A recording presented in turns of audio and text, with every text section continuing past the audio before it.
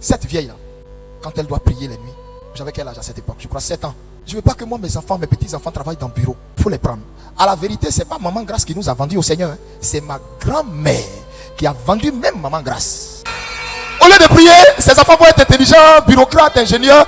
Elle ne veut pas ça, hein. Professeur d'université. Elle n'a pas cherché ça. Hein. Elle dit avec pasteur, des gens qui vont délivrer, sauver des gens, guérir des malades. C'était ça sa prière. Elle n'a fait que faire ça jusqu'à elle est décédée. Je suis pris d'émotion à cause de ma grand-mère, la maman de ma mère.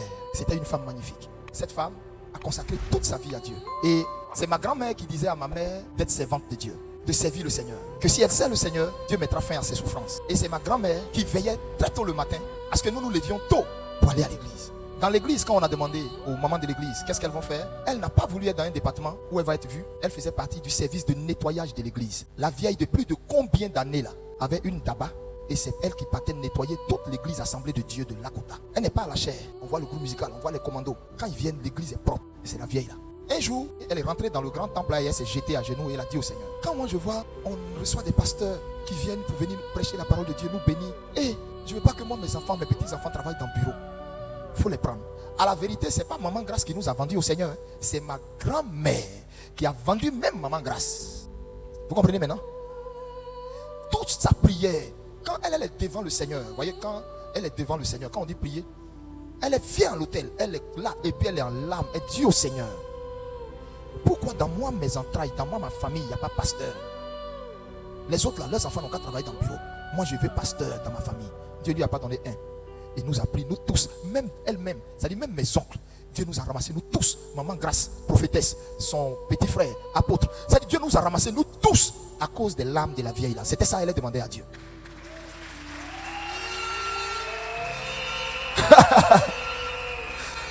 Au lieu de prier, ses enfants vont être intelligents, bureaucrates, ingénieurs. Elle ne veut pas ça, hein. Professeur d'université. Elle n'a pas cherché ça. Hein. Elle dit avec pasteur, des gens qui vont délivrer, sauver des gens, guérir des malades. C'était ça sa prière. Elle n'a fait que faire ça jusqu'à elle est décédée. Et cette vieille là, ce chant que je viens de chanter, quand elle doit prier les nuits, j'avais quel âge à cette époque? Je crois 7 ans. Chaque nuit quand elle doit prier, elle chante le chant. Et quand elle chante, mon cœur me touche d'une manière. Et puis un jour, j'ai dit au Seigneur, quand je serai grand, à cause de ma grand-mère, ce chant-là, je vais en faire une chanson pour moi-même, pour me remémorer l'histoire de cette vieille-là.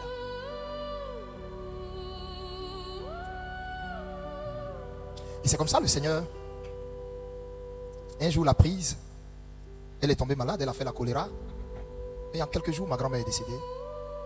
Quand je pense qu'aujourd'hui je prie pour des malades, des personnes qui ont le cancer, qui guérissent, et à cette époque, choléra, ma grand-mère est partie, et elle n'a pas pu voir que sa prière là a été exaucée. Elle n'a pas pu voir que des gens quittent en Martinique, partout. Ce n'est que le commencement. Elle n'a pas pu voir. Et chaque fois que je chante le chant, je suis épris d'une vive émotion. Ce n'est pas un chant que j'ai reçu par inspiration. C'est un chant de l'église assemblée de Dieu de Lakota. Mais la manière la vieille a chanté là, c'est comme ça que j'ai chanté. Et ils ont leur manière à eux de chanter. Mais elle, c'est comme ça, elle a chanté. Alléluia. C'est pourquoi je bénis Dieu pour toutes les mamans qui sont là. Tracez les sillons pour vos enfants. Les mamans Toali, toutes les mamans qui sont là. Maman Kwadjo, ma fille. Tracez les sillons pour vos enfants. Et n'oubliez pas. Vous savez, le problème qui fait que les gens se lassent quand ils prient, c'est parce que quand ils prient, ils ne voient pas Dieu. Et ils ne le voient pas prendre tabouret, venir s'asseoir pour dire, bon, je suis là. Oui. Adjoa, tu veux quoi? Ils ne voient pas ça. Non, du coup, ça fait que la prière est ennuyeuse. Comment on dit? Ennuyeuse pour eux. Parce qu'ils se disent que, je parle, bon, ils ont comme l'impression que c'est eux qui font la conversation. On se suit, non? Pour eux, ils se disent que c'est eux seuls qui font la conversation. C'est eux seuls qui parlent. Donc, du coup, ça le lasse quoi. Parce qu'ils se disent, ah, mais, amen. Aussi, ils étaient deux interlocuteurs, ils n'avaient pas senti. Et donc, c'est ça qui fait que beaucoup se disent, mais est-ce que Dieu m'écoute? Voilà, la pauvre vieille. Est-ce qu'elle avait l'onction que nous on a là? Non. Je vais te dire quoi. toi, tout ce que tu dis à Dieu dans la prière, quand c'est sincère, avec sincérité de cœur, et puis même accompagné de larmes, Dieu tient compte de ça.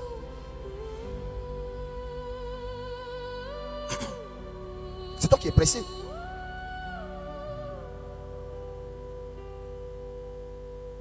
J'ai mangé la table des fruits. Pourquoi? Non, ne te presse pas. Ne te presse pas. Elle priait. Elle ne voyait pas, mais elle continuait. Elle priait. Elle priait. Voilà. Et c'est comme ça. Elle est partie. Quand elle est partie, franchement, j'ai pleuré pendant 2 jours pratiquement. Et le deuxième jour à 16h, il y a eu une voix forte qui a dit à mon cœur, mais arrête de pleurer. Arrête de pleurer. Tu ne peux pas pleurer pour ce qui est sauvé. Je n'ai pas eu de vision, je n'ai pas eu de songe, je ne l'ai pas vu. J'ai entendu clairement cette voix dans mon cœur. C'est comme ça que j'ai arrêté de pleurer ma grand-mère. Et c'est maman Grâce, ma mère, qui était inconsolable. Elle était complètement brisée parce qu'elle était la meilleure amie de sa maman. Et c'est comme ça, ma mère se décomposait. Vous voyez, quand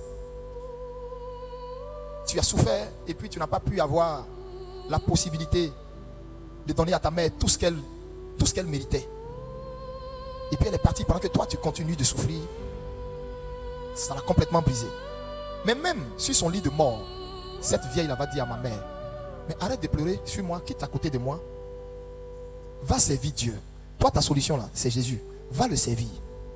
Pendant que les médecins sont autour d'elle, hein, sa fille est à côté d'elle, elle dit à sa fille, va servir Dieu. Moi arrête de pleurer sur mon cas. Moi je sais où je m'en vais. Toi va servir Dieu. Tu vas voir, toutes tes souffrances vont s'arrêter. Et quand ma mère a donné le dos, c'est là que ma grand-mère est décédée. Elle n'a pas voulu rendre l'âme devant sa fille. Et quand elle est partie, ma mère était inconsolable et tout. Et un jour, ma mère ne cessait de pleurer, de pleurer. Quand le Seigneur va ouvrir le ciel, écoutez très bien, le Seigneur va ouvrir le ciel. Ce n'était pas un songe. Ma mère ne dormait pas. Elle était assise, en train de pleurer. Un tabouret dehors dans la cour, en train de pleurer. Et Dieu ouvre le ciel. Pour lui dire, mais arrête de pleurer, tu es en train de te détruire. Regarde ta maman. Et ma grand-mère maintenant descend. Ça dit, ma mère, la voix descend. Elle sort. Elle est arrêtée devant elle, mais dans une gloire, un vêtement glorieux. Et puis elle lui dit, mais elle appelle par son nom bêté, mais arrête de pleurer. Toi, cherche plutôt à venir moi me trouver où je suis. Ma mère, celle que tout le monde cherche à consoler depuis combien de mois, ses larmes finissent pas là. À la seconde, elle a essuyé ses larmes. Elle a demandé à manger, ça s'est arrêté, c'est fini. Voilà comment elle est rentrée maintenant dans un groupe d'intercession. C'est comme ça, c'est parti. Il a fallu que le Seigneur ramène, c'est-à-dire, il n'a pas ramené sa maman, comment on appelle, pour qu'elle revive avec elle, mais il a été obligé de l'enlever dans la cité de Dieu du ciel pour lui dire, regarde, pour que ça t'apaise. Depuis ce jour, la vie de ma mère a changé. Donc, quand la Bible dit, ceux qui sont morts en Christ, leurs œuvres les suivent, c'est la vérité. Il y a une récompense grande de rester fidèle, attaché à Dieu et de mourir en lui.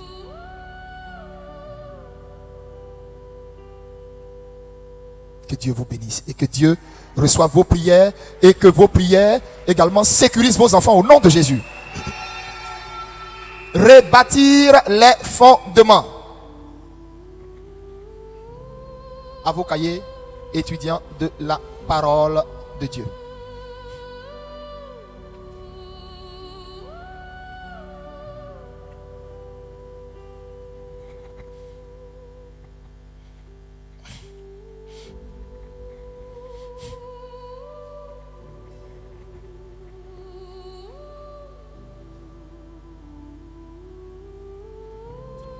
Psaume 24, à partir du verset 1. Qu'est-ce qui est dit? Nous l'avons lu la fois dernière.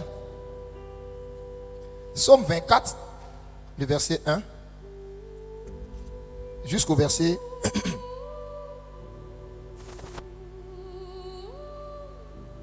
non, c'est pas Psaume 24, qu'est-ce que je raconte?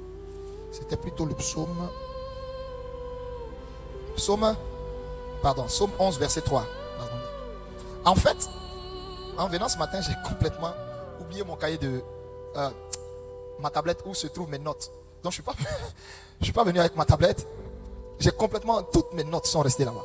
Donc, excusez-moi, je vais m'appuyer sur vous pour que vous me rappeliez plus ou moins les points qu'on a touchés. Voilà, parce que je ne suis pas venu avec... je ne sais pas comment ça s'est fait, mais j'ai complètement oublié. Le psaume 11, à partir du verset 3. Je lis la parole du Seigneur avec considération et respect.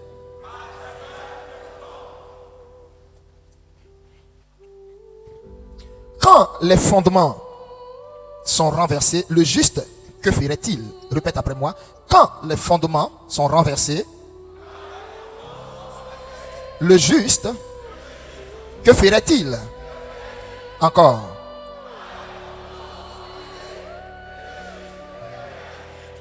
Amen. Rassoyez-vous.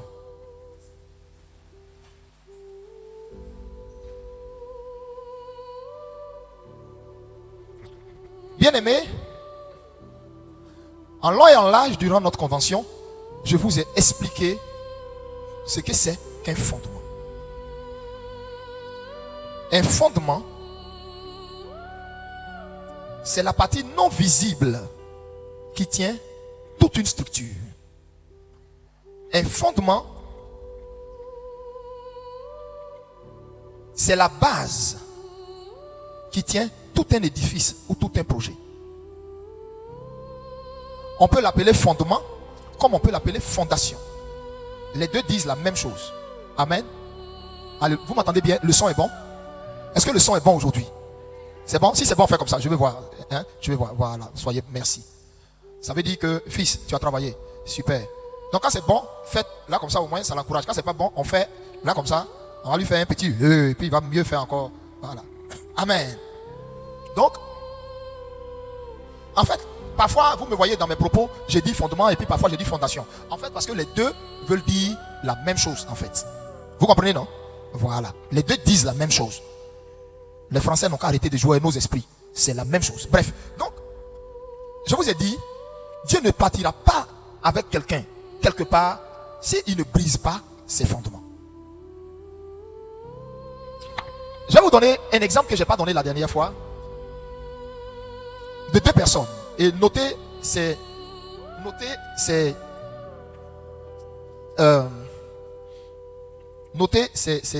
deux points. Le premier point, je vais vous parler d'un apôtre bien connu, bien célèbre. D'ailleurs, l'apôtre Pierre. Et on va voir son histoire en Matthieu chapitre 26, à partir du verset 69. Vous notez ça. Matthieu 26, 69 jusqu'au verset 75. Donc Matthieu 26, 69 à 75. Et si vous avez fini de noter ça, vous prenez également Actes des Apôtres. Vous prenez Actes des Apôtres, chapitre 2. Chapitre 2, à partir du verset 1 jusqu'au verset... Actes des Apôtres, chapitre 2, verset 1 jusqu'au verset 26. Acte 2, verset 1 à 26. Notez ces passages. On n'aura pas l'occasion de lire parce que j'ai beaucoup de points à toucher. Je vais aller vite parce que je veux qu'on finisse un peu vite. Et je vais, comment on appelle, parce qu'il y a beaucoup de choses à faire aujourd'hui. Il y a énormément de choses à faire. Énormément de choses. J'arrive. Alors, donc, dans le premier verset, Matthieu chapitre 26, du verset 69 jusqu'au verset 75, on vous raconte là-bas le reniement de l'apôtre Pierre. Alléluia. Vous savez, Pierre était un homme hardi. Dis avec moi, hardi. Vous comprenez? C'est-à-dire c'était un homme qui était très énergique. Voilà. Il avait beaucoup d'énergie en lui. C'était un homme qui était prompt. Beaucoup d'énergie. Un homme très réactif. Très impulsif. Amen. C'est pourquoi le blanc dit hardi. Vous comprenez? Pour dire qu'il avait beaucoup d'hardiesse. Et Pierre, dans tout ce que Pierre fait là, il est chaud. Dans tout ce que Pierre fait, il est chaud. À la vérité, Pierre aimait le Seigneur. Mais Pierre aimait tellement le Seigneur qu'il pensait que aimer le Seigneur, c'est démontrer tout avec la force. C'est démontrer tout avec la violence. C'est démontrer tout avec de l'énergie. Non. Alléluia. Chacun a sa manière d'exprimer son amour et sa reconnaissance à Dieu. Alléluia. Voilà. Ce n'est pas parce que à l'église tu es en train de prier que tu es en train de dire: oh Père, oh ton nom est béni, oh tu m'as sauvé, tu m'as retranché de la mort, oh, que ça veut dire que toi tu es en train de prier plus, tu es en train de prier plus que la personne qui est en train de dire: Seigneur, Jésus, je t'aime.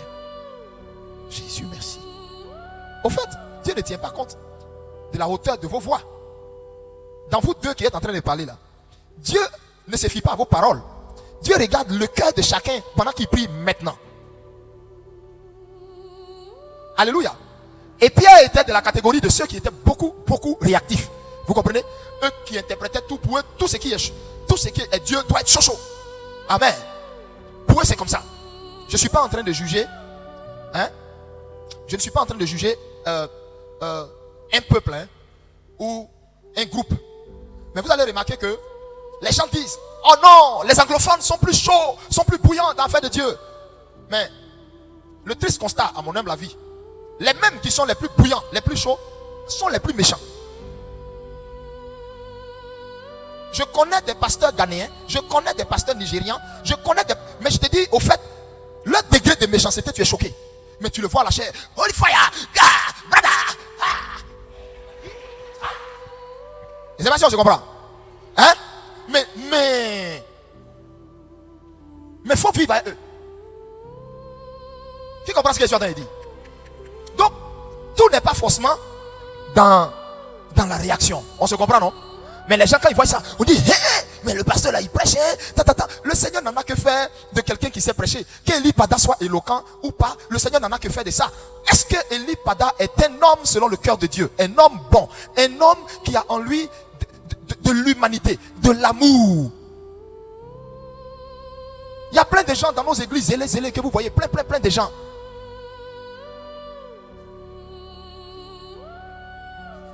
Souvent même les intercesseuses qui intercèdent beaucoup là.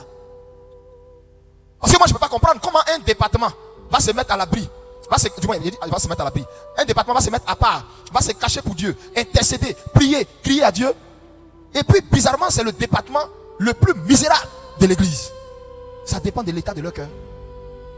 Ceux qui font affaire de Dieu avec beaucoup de zèle là, très souvent c'est des gens dont les fondements en réalité ne sont pas si solides que ça. Je vous dis la vérité.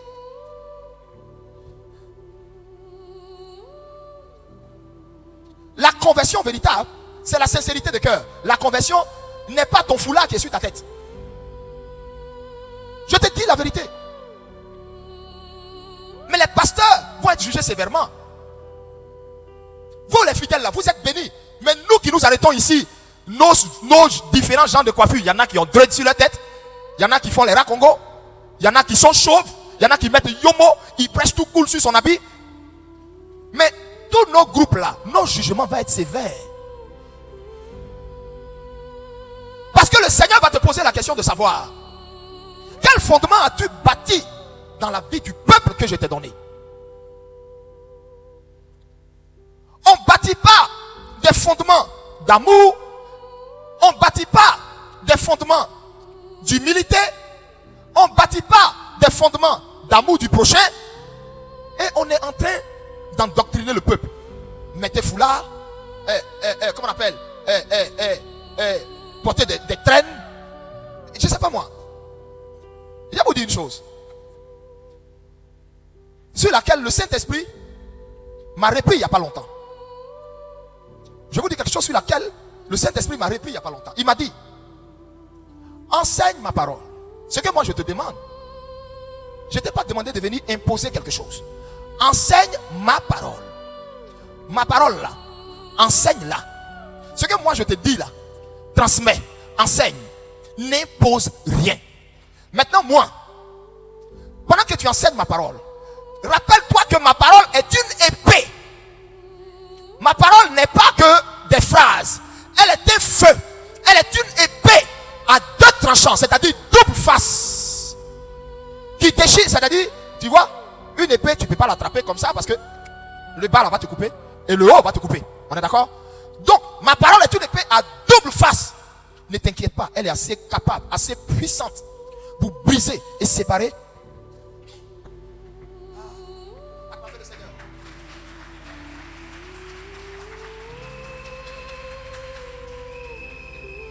Donc ce que je dis est vrai alors. Ma parole est une épée à double tranchant, capable de séparer moi les jointures. Ne t'inquiète pas. Élie, j'ai été appelé pour rebâtir les fondements. Toi, prêche. Prêche. Le message que j'ai est assez capable de les transformer pour ma gloire.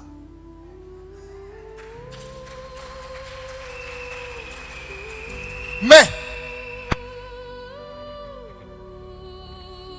quand on impose, et si la fois dernière, dans mes propos, quand j'ai parlé à la chair, si plusieurs ont senti que je le leur imposais, je m'en excuse devant le Seigneur. Mon rôle n'est pas ça. Mon rôle est de mettre devant vous la parole de Dieu. Et chacun de vous, en fonction de son âge spirituel, de son degré spirituel, prend sa portion. Mais le Seigneur ne m'a pas envoyé pour bâtir une église où à l'entrée de l'église, il y a une pancarte qui dit si tu rentres ici, là, il faut te voiler obligatoirement. J'avais dit, dehors, les gens n'ont... oubliez ça, hein. Dehors là-bas. Non. Quand on vient à Dieu, même moi-même, je suis venu à Dieu pécheur. Il m'a laissé m'asseoir dans sa présence. Beaucoup de choses en moi le dérangeaient. En Père miséricordieux, il a ciblé sa chose. Il a pris son temps. Il a pris sa parole et puis il a commencé. Moi, mais je n'ai même pas vu. Dans le processus, je n'ai même pas vu à quel moment il a commencé à me tailler. Le gars me taillait. Il me taillait. Il me sculptait. Il me sculptait. Où je vais me rendre compte, je ne sais même pas. Même hier, j'étais avec Pasteur Alfred. J'étais allé quelque part. Et j'étais allé quelque part faire une petite course. Et quand je suis entré, je voulais me prendre un petit pantalon. Après j'ai dit non, ça va, je préfère prendre un petit jeans. Et les jeans qu'il y avait là-bas, tous les jeans là, sont des jeans pétés. Il y en a, c'est même pas pété, mais il y a des petits. C'est-à-dire, vous voyez, quand on veut faire péter, et puis on enlève un peu les fibres, mais c'est pas pété. Vous voyez, non? Et puis c'est même pas visible, c'est petit. Mais même ça, ça m'horrifiait. J'étais choqué. J'ai dit, mais attends. En fait, et ceux qui peut-être me voient porter les jeans, tu as déjà vu jeans sur moi où il y a des motifs dessus? Je sais pas comment il a fait ça. Moi qui avant était un gars fashion, je sais pas comment, même quand on mettait un jeans et puis j'ai vu un truc dessus, en fait ça m'énerve. Si je vous dis que j'ai vu à quel moment le gars a pris épée là et il a commencé à me tailler. Et si je vous dis que je peux vous dire exactement où il a commencé, ma fille, je mens. Est-ce que je parle à quelqu'un ce matin? Si tu comprends où je vais en venir, fais ça. Je veux dire, nous les pasteurs, c'est pas à nous de changer le peuple à la place de Dieu lui-même. C'est Dieu qui change son peuple. Seulement lui, ce qu'il veut, prêchons la vérité de la parole. Est-ce que la parole de Dieu parle de la modestie? Oui. Donc enseigne ça. Est-ce que la parole de Dieu parle de comment on doit se tenir dans la présence de Dieu? Oui. Donc enseigne tout ça. Mais toi, tu n'imposes pas, tu n'exiges pas, tu ne menaces pas sur ça. C'est plus l'évangile. Puisque l'évangile est censé être une bonne nouvelle. Or, une bonne nouvelle derrière laquelle il y a une menace n'est plus une bonne nouvelle.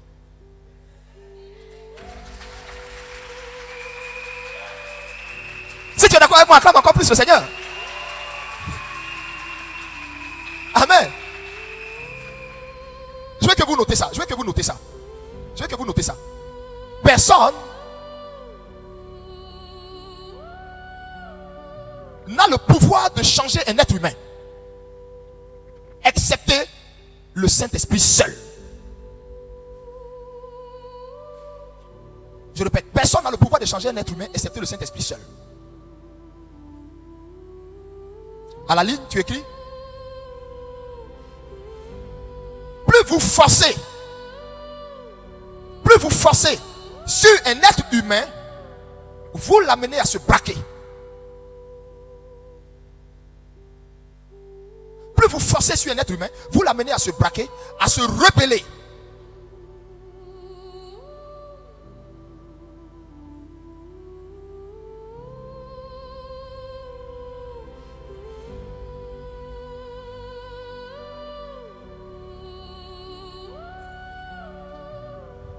Cela, allez-y, nous sommes étudiants.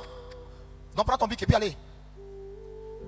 On a fini convention. Donc il prend mon temps. Et puis le thème là, je ne vais même pas me presser. Même si j'ai fait 3 mois dessus, il prend mon temps. Et vous allez bien comprendre le fondement. Quand vous allez quitter là, on va devenir des chrétiens réglo. Donc vous écrivez, cela est dû au plus gros cadeau que Dieu lui a fait lors de sa création. Cela est dû au plus gros cadeau que Dieu lui a fait lors de sa création. Ce cadeau n'est autre que le libre, du moins que son libre arbitre. Je répète, cela est dû au plus gros cadeau que Dieu lui a fait. Ce cadeau n'est autre que son libre arbitre. Mon fils, comme ça, tu comprends? Donc, un homme, quand tu veux, au fait, quand un homme sent que tu veux forcément l'assujettir, tu veux forcément l'écraser, il va se braquer. Une femme, elle va finir par se braquer. En fait, elle va te faire savoir qu'elle en a marre. Pourquoi? Parce que Dieu a créé l'être humain avec le don le plus puissant qu'il a donné à l'être humain, qui n'est autre que son libre arbitre. Et ça, quand il sent que tu veux l'en priver, il devient autre chose. Elle devient autre chose. Et quand cette personne la rétrograde ou se rebelle contre toi, my God, au fait, tu vas te rendre compte que tu auras fait un monstre.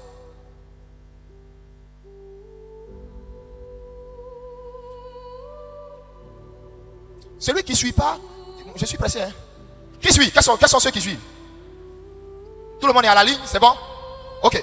Donc écrivez, poursuivez. Allez-y. Écrivez. L'évangile de Jésus-Christ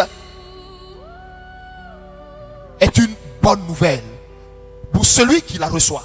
Sinon, qui le reçoit. Celui qui reçoit cet évangile. L'évangile de Jésus-Christ est une bonne nouvelle pour celui qui le reçoit.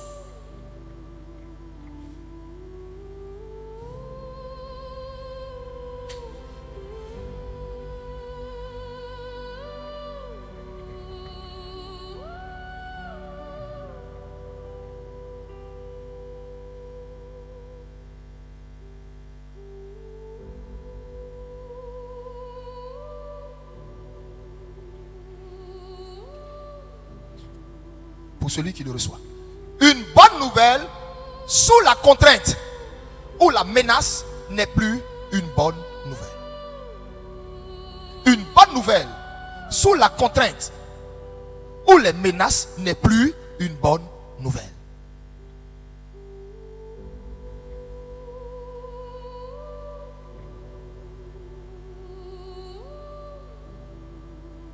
Une bonne nouvelle sous la contrainte ou les menaces n'est plus une bonne nouvelle. Nous continuons.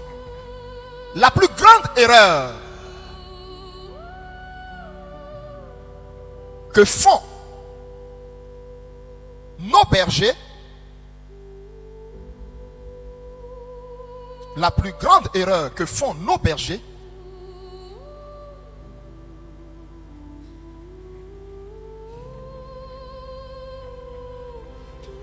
c'est de vouloir nous changer coûte que coûte par leur sermon.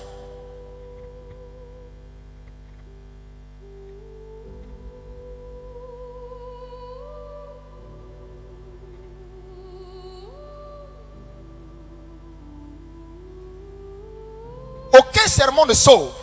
Jésus-Christ seul sauve. Aucun sermon ne sauve. Jésus-Christ seul sauve.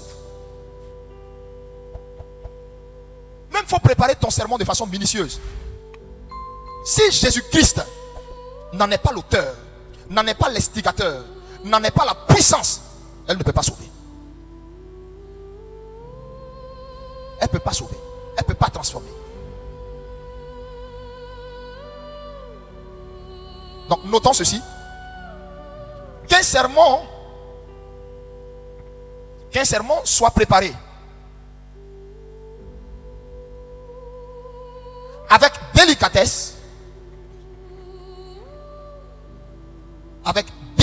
délicatesse. Qu'un sermon soit préparé avec délicatesse et perspicacité. Et perspicacité. Perspicacité.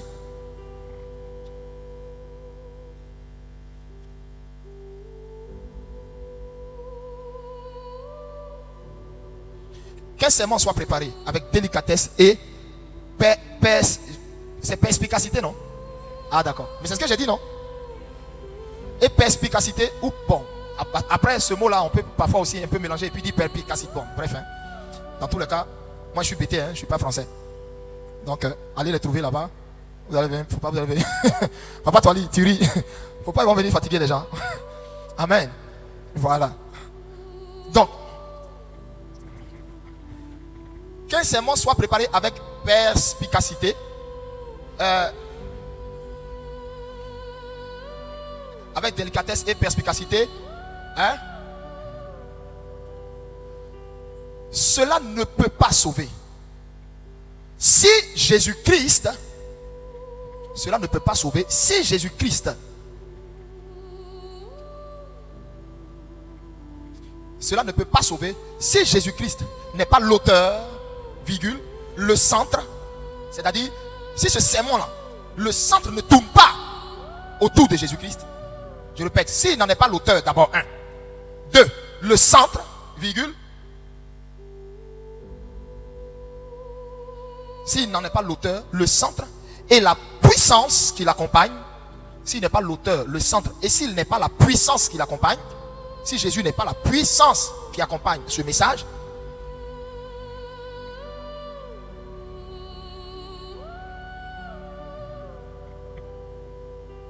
il reste vide. Juste un beau sermon comme tout autre. Il reste vide, juste un beau sermon comme tout autre.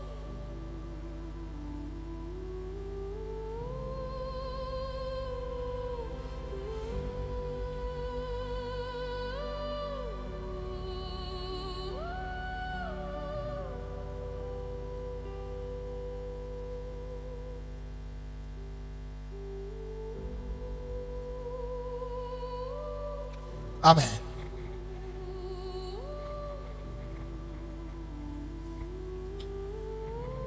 L'évangile, on va maintenant définir l'évangile. L'évangile, c'est présenter l'œuvre de Jésus-Christ.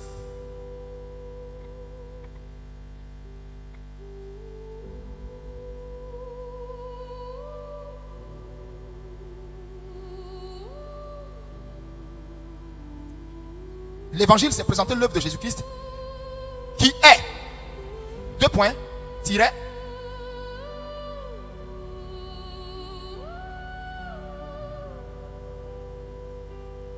son identité réelle, c'est-à-dire qui il est. Quand tu écris son identité réelle, entre parenthèses, qui il est réellement, ce Jésus-Christ là, il est qui? 2e tiret, la raison de sa venue sur terre.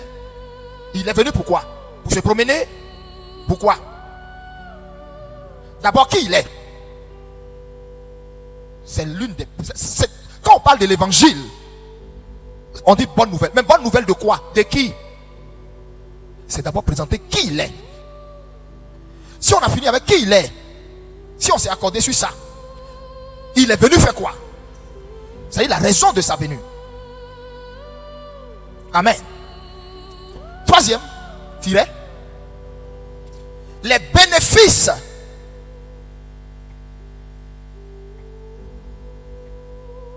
de sa venue et de son sacrifice.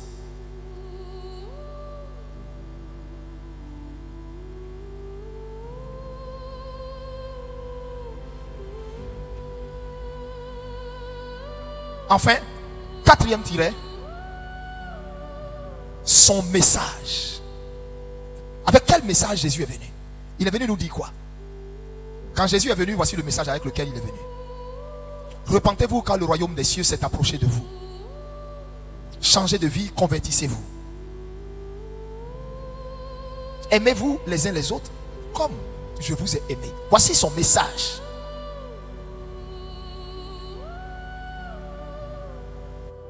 Amen. Tout évangile qui ne va pas tourner autour de la personne de Jésus. Ma fille, tu me suis? Débo, tu me suis? Tout évangile qui ne va pas tourner autour de la personne de Jésus. Isabelle, tu me comprends? C'est un évangile antichrist.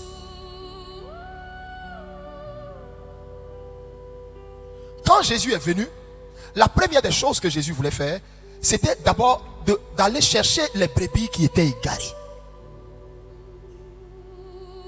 On se comprend? La première chose que Jésus a fait, c'est d'aller chercher les brebis égarées. Fais comme ça, fais comme ça. Dis, allez chercher les brebis égarées. On est d'accord? C'est pas ce qu'il a fait. C'est pas ce qu'il a fait. Hein? Ou bien Jésus a dit, oh, oh, oh, oh, oh, oh, oh, oh, hé! Je suis venu te chercher, mais voile-toi. Voile-toi, et puis tu vas me suivre. Ça, c'est quoi tout ça? Est-ce que je vais ouvrir les yeux? Et si quelqu'un est né pour le salut, il va comprendre que mon message vient de Dieu. C'est pourquoi j'ai dit, dites à tous les pasteurs de Côte d'Ivoire, moi y compris, on sera les plus sévèrement jugés. Le Seigneur nous demande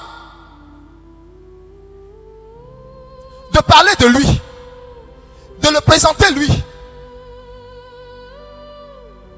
Alléluia. Mais nous on laisse ça. Ce qui nous intéresse là, c'est la doctrine. C'est quoi la doctrine? La doctrine, c'est à partir du moment où on commence à élaborer des enseignements qui vont être l'éthique ou le code moral ou le code de conduite de l'église. Nous on laisse le message, on rentre dans la doctrine. Au point où, je prends un exemple simple.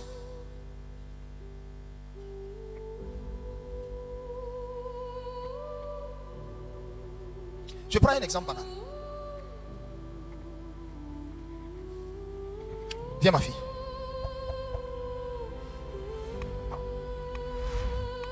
Est-ce qu'on a besoin de te dire de venir avec le micro?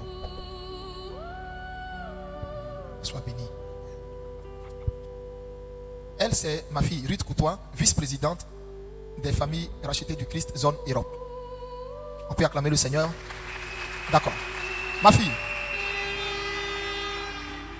ça fait combien de temps tu t'es converti réellement? Ça fait plus de 10 ans. Plus de 10 ans. D'accord. Que tu vas à l'église? Oui. C'est ça? Oui, papa. D'accord. Tu mettais les longues mèches et tout. Bien sûr, oui, papa, avec le maquillage. Non. Le maquillage, tout, tu n'attachais même pas de foulard. Non. C'est pas ça? Non, oui, je n'attache pas de foulard. Ok. Quand je suis rentré dans ta vie, j'ai insisté sur ça. Non. C'est plutôt elle. J'ai constaté que un matin, elle met maintenant les foulards. Moi, je ne comprends pas. J'ai tiqué. Même si, dans mon cœur, quand je présentais l'évangile, je voulais le changement. Je n'ai pas brusqué pour le changement. Moi, j'ai présenté le message. Chaque jour, j'enseigne. Je dis ce que la Bible dit de ne pas faire. Ce que la Bible dit de faire. C'est un peu comme Dieu qui dit, je mets devant toi la vie et la mort. Maintenant, en même temps, lui-même, Dieu, il te conseille. Il dit, mais choisis la vie, tu vivras. Mais en même temps, tu es libre. Hein? Est-ce qu'on a vu une fois, Dieu a contraint quelqu'un, même dans le jardin? Non. Mais d'où viennent les messages ou les églises où on dit, quand tu viens même à la porte, même déjà, même tu n'es pas voilé, la manière, celle qui fait service d'ordre là, te regarde là. Et généralement, ce genre d'églises sont les plus méchants. Il n'y a aucun amour là-bas. Je sais de quoi je parle. Je n'ai pas envie de citer le nom de ce genre d'église. Mais vous les connaissez. Il n'y a aucun amour là-bas. Elle ne peut pas manger, enlever pour donner à l'enfant de sa camarade. Il y a des gens qui sont dans l'église, qui sont dénudés. Ce n'est pas leur problème. Ce qui les intéresse, voilez-vous. Pourquoi tu as mis telle chose? Et au lieu que ces gens aiment naturellement le Seigneur, on les formate. Et ce genre de personnes, quand ils rétrogradent, il faut laisser. Elle va t'enseigner la rétrogradation, c'est quoi? Parce que toute sa vie, on l'a robotisée. On l'a mise dans un format en sorte que il y en a dedans qui ont fini même par perdre leur féminité. Elles oublient qu'elles sont femmes. ce genre d'assemblée, on n'a qu'à dire prière de combat. Elles n'ont qu'à commencer à combattre. Odeur qui va commencer à sortir de leur vroumanou. Bon, vous qui êtes en Europe, qui ne savez pas c'est quoi vroumanou. Vroumanou, c'est-à-dire, c'est ici, là, les aisselles. Voilà. Hein? Ma fille, regagne ta place. Parce que, non mais parce que, attendez, je prends un exemple simple. Je sens pas bon. Hein? Ma fille, je sens pas bon. Le Seigneur n'est pas glorifié. En quoi une femme va juste, mais attendez, c'est pas la même Bible là qui nous dit que Esther, la reine Esther, avant d'aller rencontrer son mari, après ces 3 jours de jeûne, elle a fait toute une journée de bain, avec s'est lavée avec des trucs essentiels, des trucs pour ressortir sa féminité. Quand elle est rentrée dans le palais là, le gawa qui était assis là-bas, son cœur est mort. Il dit, hé, oui, c'est pour dire, on t'a dit que chrétienne là aussi là, c'est parce qu'elle est chrétienne, elle est gawaz. Mais on nous a mis dans un truc du genre, quelqu'un qui est chrétien, plus tu sens mal, ça veut dire c'est ça même, c'est ton odeur brute là, ton odeur animale là, c'est ça Jésus aime. C'est quoi ça? Mais si Jésus n'aimait pas les parfums, hein, il n'allait jamais permettre que on prenne un parfum appelé le nard, venir verser sur son orteil. Il allait pousser cette femme là pour dire enlève-moi ça là. C'est quoi ça? C'est pas écrit dans la Bible de ceux mêmes qui enseignent que oui, tout ça est démoniaque. Quand Judas a eu à dire, mais ça la parfum on peut vendre, ça peut servir, il dit, toi faut te fermer là-bas. Vos pauvres là, vous êtes à eux toutes vos vies. Moi là, vous m'avez pas toujours. Donc profitez aussi de moi. Quand ils sont allés mettre, la Bible précise, des parfums, de l'aromate, toutes ces choses sur le corps du Seigneur, pourquoi il ne s'est pas relevé pour dire enlevez-moi vos conneries là sur mon corps? Je viens d'être tout de suite là à la croix, j'ai sauvé le monde, ne me souillez pas. Qu'est-ce qui l'empêchait de se lever pour parler? Arrêtez. Arrêtez. Le Seigneur nous demande de présenter le message. C'est le Saint-Esprit qui vient et puis il transforme. Mais nous on veut transformer à la place du Saint-Esprit. Et c'est comme ça on en fait des robots. Et elle est là, elle n'est plus épanouie. Donc du coup quand elle trouve un endroit où là le message du Seigneur lui fait du bien. Non mais écoute, tu vas défiler chez elle, venir demander pardon pour qu'elle revienne, tu ne la verras plus.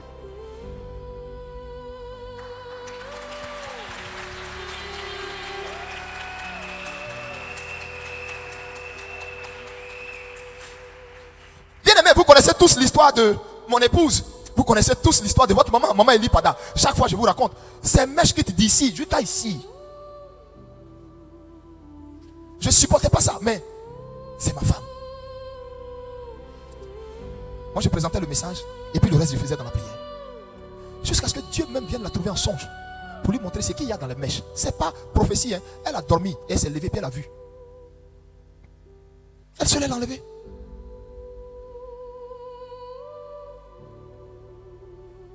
Alléluia. Quand je vois vos têtes voilées dans la présence du Seigneur, je suis un pasteur heureux. Mais si vous le faites parce que la fois dernière j'ai dit et j'ai même presque menacé, en ce moment vous n'êtes pas en train d'adorer Dieu. Faites-le parce que vous-même vous êtes d'accord avec ça. Vous trouvez que c'est ce qui est juste, c'est ce qui est normal. Je ne vous ai pas dit quand vous allez à la maison, vos foulards n'ont qu'à rester sur vos têtes éternellement. La parole de Dieu est précise. Et même ceux qui ont envoyé ce genre de doctrine, ils savent qu'ils ne peuvent pas contredire ce que je dis. Il est dit, Paul dit que la femme se voile quand elle est dans la présence de Dieu pour prier. Paul n'a pas dit, si elle est en train de cuisiner, elle s'en va se laver, elle n'a qu'à mettre la balle sur sa tête.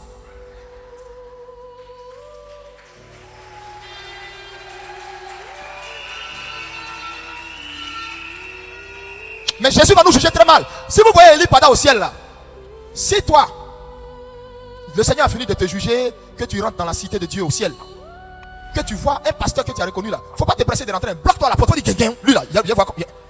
Tu vas apprécier ce que le Seigneur va lui dire. Tu vas apprécier, tu vas pas croire. Beaucoup de pasteurs vont rester.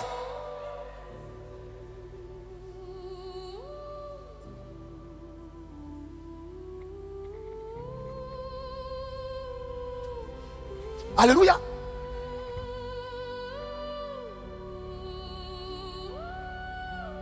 Acclame le Seigneur si tu es béni ce matin. Amen. L'homme a en lui son libre arbitre. Ma fille Angèle qui est là, elle est née avec. Tu peux pas. Et puis surtout femme. Femme, elle va te laisser un temps, tu vas faire ce que tu veux sur elle. Hein. Mais si ça pétait dans sa tête, si son libre arbitre se réveille, my God, elle va t'enseigner. Toi-même, tu vas t'asseoir pour prendre note. Aïe. Alléluia. Laissez les prostituées venir au Seigneur naturellement. Laissez les gens de mauvaise vie venir au Seigneur naturellement. Comme ils sont. Comme ils sont. Et puis laissez la parole, le message, les transformer. Acclamez encore le Seigneur.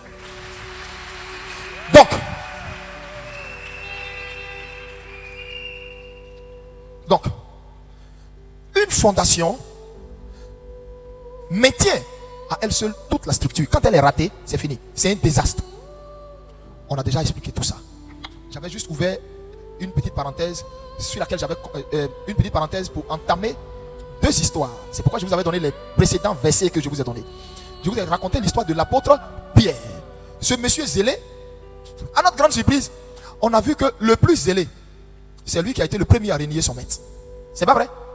Maintenant, je vous ai donné Actes des Apôtres au chapitre 2. Quand le Saint-Esprit, le bâtisseur de fondement, a quitté le ciel et puis est venu, quand ce jour-là, il est descendu comme une flamme de feu dans leur cœur et sur leur tête, Pierre a changé. Pierre, l'insaisissable. Pierre, l'instable, le peureux, qui regarde une vieille femme, dit, toi, moi je te reconnais, toi tu étais... Il dit, moi, j'ai entendu parler qu'il y a un Jésus. De quoi tu parles? Mais Pierre, non, mais toi ton degré de mensonge là. Au temps de Jésus, il n'y avait pas que... La Bible dit, toutes les contrées, même lointaines, savaient. La renommée de Jésus s'était répandue dans le pays. C'est pas moi qui le dis, c'est écrit dans la Bible. On dit toute sa renommée couvrait le pays. Lui, il dit, il n'a jamais entendu dire qu'il y a un Jésus. Vous voyez comment? Touche, regarde, dis avec moi. Dis, tu vois comment quand les fondements de quelqu'un sont faux? Touche ton voisin, dis, tu vois comment quand les fondements de quelqu'un sont faux? Tu vois comment tout le déstabilise? Regarde-le encore. Dis, tu vois comment quand les fondements de quelqu'un sont faux, tout le déstabilise? Voyez? Un grand apôtre que Jésus avait envoyé pour aller, souvenez-vous, Jésus avant qu'il n'aille à la croix, les avait envoyés pour aller chasser des démons, guérir des malades. Le même Pierre est venu dire, Seigneur, aidez tous les bénis démons, voilà, eux tous nous obéissent. Quand on dit, eux tous sortent. Jésus dit, non, tu es content pour ça? Mais réjouissez-vous parce que vos noms sont écrits au ciel. Il dit, oui, ça, je sais, mon nom est écrit au ciel. Mais il dit, j'ai chassé des démons, Seigneur. Jésus dit, hein, Pierre. Le gars zélé là, c'est lui qui allait dire, il n'a jamais entendu que. Faire comme ça, il m'a dit. Il dit, il n'a jamais entendu. La chose même, la Bible nous dit, un aveugle de naissance baptisé. Toi, tu as tes deux yeux. Lui, il ne voit pas. Mais lui-même qui ne voit pas là, avait entendu qu'il y avait un Jésus. Donc quand Jésus passait, puis il entendait le bruit, il a demandé, qui passe? On dit Jésus. Est-ce que quelqu'un a fait à la cour après ça? Quelqu'un lui a dit, Jésus, le gars qui guérit les malades, lève-toi, il va venir te guérir. Est-ce que c'est ce que les Écritures disent? On dit, il a demandé le nom de qui passe. Quand on lui a dit Jésus, il dit, wow, wow. Est-ce que la Bible dit, il a demandé à quelqu'un, c'est vers où Jésus passe? Il n'a même pas demandé, même, il passe vers où? Il ne voit pas où. Oh, les gens qui ne voient pas là, quand ça pète dans leur tête là. Donc, il ne sait pas si Jésus partait à droite, si Jésus, il faisait quoi? Vous avez déjà vu un aveugle marcher, non? Quand il va des malades. En fait, il veut jouer aux intéressants. Tu comprends? Bartimée a couru dans tous les sens parce que Joe, il ne sait pas si Jésus est à droite, s'il est à gauche, il est où? Il n'a pas eu le temps de demander à quelqu'un. Pourquoi? Parce qu'il avait entendu parler de Jésus. Toi, Pierre, tu dis, tu n'as jamais entendu parler de Jésus. Répète encore, dis, ah, on peut mentir comme ça. Non, dis encore, on peut mentir comme ça. Tu comprends maintenant mieux l'histoire? Si aveugle, c'est. Ah.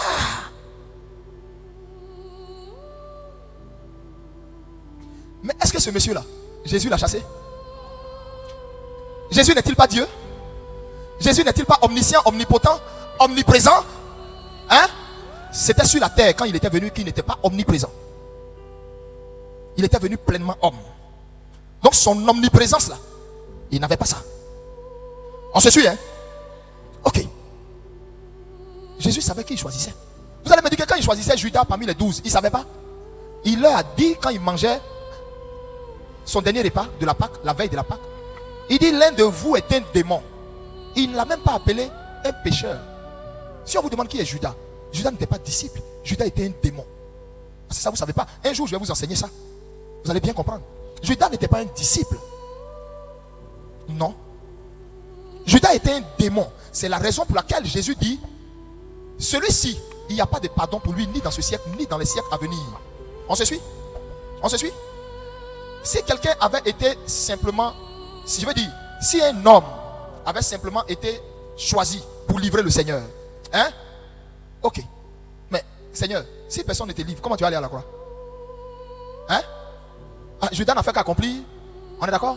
Mais pourquoi un tel type, il n'y a pas de pardon pour lui?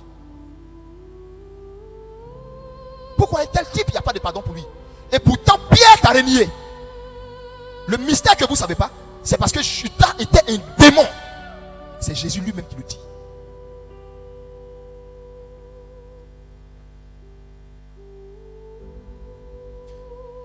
Judas avait été mis là pour quelque chose de précis.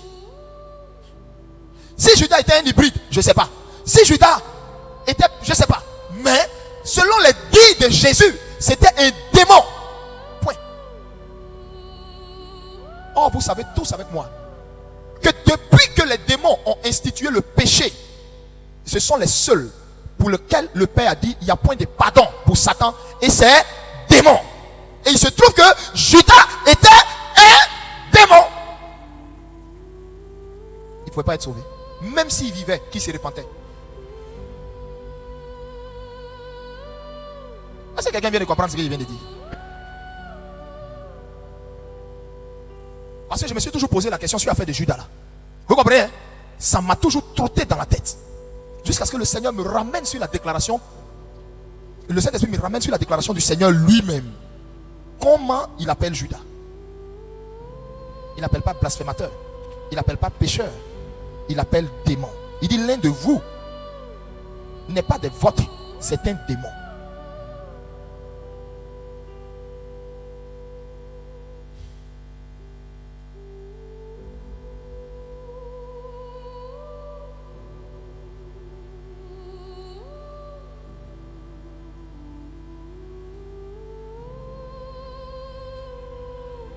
Amen. Bref, c'est la raison pour laquelle les Écritures disent, quand Judas se leva, Satan s'empara de lui. Qui s'est emparé de lui? Qui? Qui?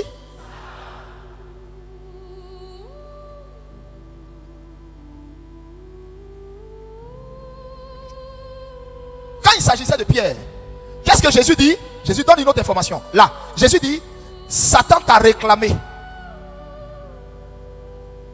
Pour Judas, Satan ne l'a pas réclamé. Satan s'est emparé. Tous les démons appartiennent à Satan. Comme Pierre est un homme, pour lui, Satan a cherché à réclamer. A cherché à réclamer une faute, une ouverture. Et Jésus dit, toi j'ai prié pour toi. Aucunement quand on lit le texte, Jésus ne dit qu'il a prié pour Judas. Parce qu'il était un démon.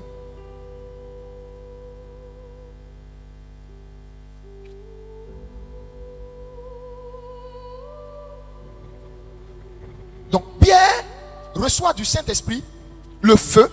Et à partir de ce jour,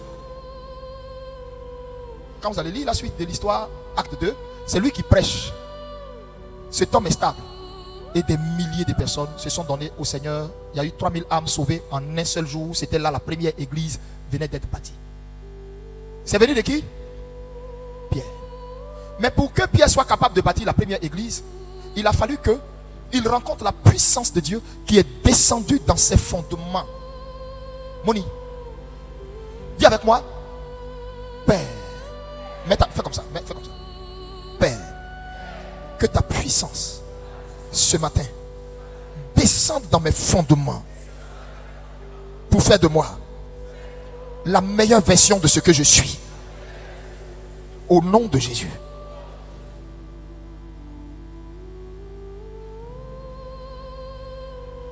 Il ne pouvait pas être capable de prêcher, ma fille, gagner 3000 âmes en un jour si ses fondements n'avaient pas été secoués. En réalité, vous portez une puissance que vous-même vous ne connaissez pas. Vous portez... En réalité, il y a des choses en vous. Regardez, je vous ai déjà expliqué ça. Toute personne qui naît là, il naît avec ses promesses, avec ses prophéties, il naît avec sa destinée prophétique. C'est comme le noyau d'une mangue. Il y a tout ce qu'il faut dedans. Il y a le tronc, il y a les tiges, il y a les feuillages, il y a les fruits, il y a tout dans le noyau là qu'on met dans la terre. Donc quand nous on vient en tant que spermatozoïde là, il y a tout ce qu'on est censé être là en nous. Le problème c'est quoi? Si pendant que toi tu es sur cette terre et tu n'as pas fait la rencontre avec Jésus et tu n'as pas expérimenté la puissance du Saint-Esprit pour aller dans tes fondements, tu me suis? Tu vas germer avec de faux fondements qui vont te tuer demain. C'est pourquoi on entend certaines personnes, on dit, ah, mais lui là Dieu l'utilise, mais vraiment son affaire des femmes est compliquée, il passe son temps à chuter seulement avec les filles. Lui là Dieu l'utilise, mais son affaire d'argent est compliquée. Pourquoi? Parce que tu as germé avec plein de faux fondements. Donc quand le Saint-Esprit peut aller loin avec toi, la première chose qu'il fait, c'est ça. Je vous amène maintenant à la deuxième histoire pour laquelle je vous ai donné le passage de Actes chapitre 9. En Acte 9, on va vous parler de celui qui a été... comment je vais dire ça? De celui qui a été... Oh, je cherchais le bon mot en français. Je ne vais pas dire le législateur, je ne vais pas dire non plus le régisseur, mais celui par qui Dieu est passé pour structurer son église. Paul. Cet homme-là, il connaissait Dieu. Mais il connaissait le Dieu de son père, de ses pères dans le désert. Ce Dieu où Israël, eux-mêmes volontairement, quand il est descendu sur la montagne de Sinaï, eux-mêmes ont mis une barrière entre lui et eux. Ils ont dit à Dieu, nous on ne veut pas que tu nous parles. Afin où tu viens pour parler à quelqu'un et puis il y a plein de bruit comme ça. Parle à ton prophète là. Et puis lui il n'a qu'à nous parler. Donc c'est eux-mêmes qui ont mis un intermédiaire entre Dieu et eux. Et jusqu'au jour d'aujourd'hui, le peuple juif est encore dans cette logique là. Vous comprenez ce que je suis en train de vous dire? Paul maîtrisait la loi juive. Il connaissait Dieu.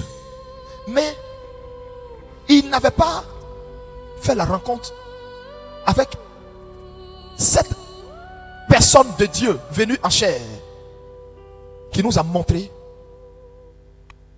un évangile qui nous permet de nous approcher de lui malgré notre souillure.